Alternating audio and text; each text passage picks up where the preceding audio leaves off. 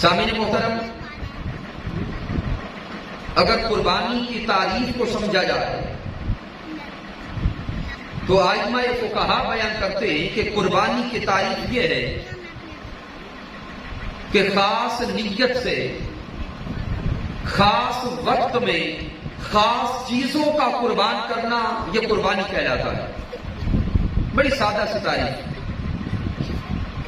خاص نیت سے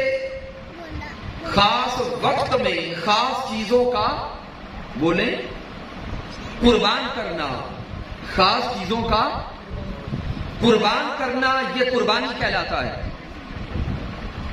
خاص نیت سے مراد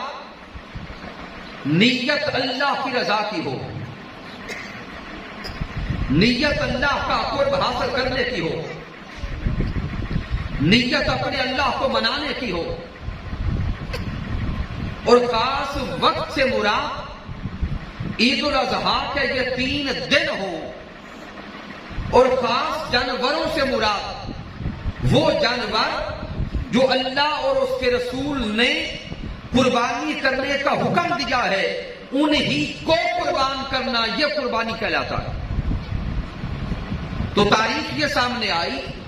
کہ خاص نیت سے خاص وقت میں خاص جانوروں کا بولیں گے قربان کرنا یہ قربانی ہے۔